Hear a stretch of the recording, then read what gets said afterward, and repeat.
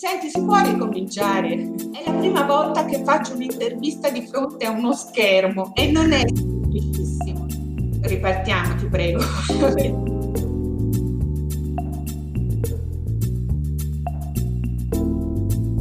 Allora, se dovessi descrivere il mio lavoro con 3 parole, le prime che mi vengono in mente sono sensibile, identità e durata.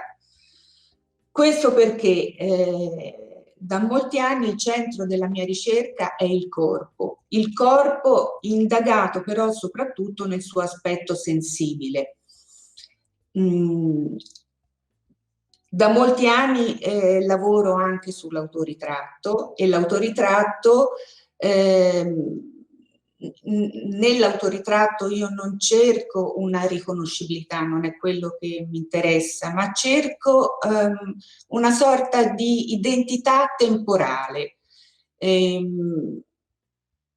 Nelle opere che per esempio sono alle mie spalle, che saranno in mostra, si tratta del primo lavoro sull'autoritratto che io ho fatto, risalgono a diversi anni fa, e qui si può vedere bene che io cerco un aspetto invisibile, quello che normalmente non si vede, cioè muovendo la testa, in questo caso qui il titolo del lavoro è Distrazione, e io mi procuravo effettivamente una distrazione di fronte alla macchina fotografica, che aveva un tempo lunghissimo per cui registrava i miei movimenti della testa.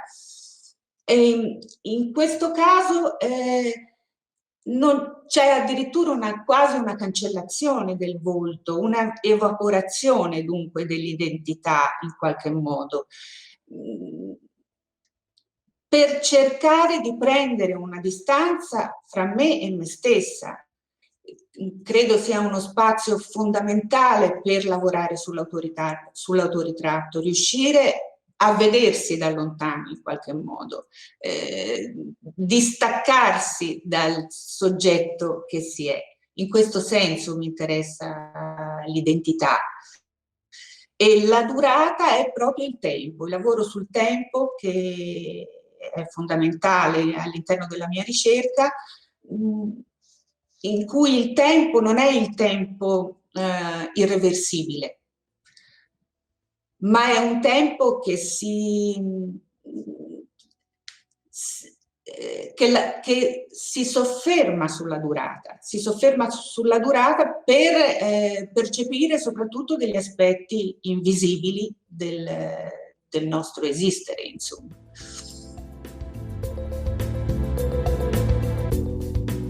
Cosa vuol dire per me io dico io è per me è un lavoro che ho fatto su me stessa partendo molti anni fa, quando avevo 18 anni, perché ho deciso di lasciare la mia casa e allontanarmi da un padre che voleva decidere sulla mia vita. Per cui io dico io è il lavoro di tutti questi anni per diventare quella che sono. Il lavoro sull'identità che io faccio non è un lavoro sulla mia identità, è un lavoro sull'identità in generale, cioè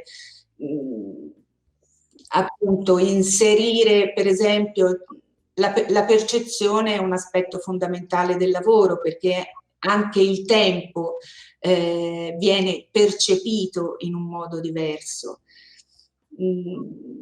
Mi interessa quello che succede fra una cosa e l'altra, quell'attimo il frattempo, ecco, lo definirei il frattempo. La durata è inserita in questo frattempo. Per cui non c'è tanto un parlare in prima persona, per me c'è quasi la necessità di distanziarmi da quello che io sono, cercare un intersizio fra sé e se stessi, ecco.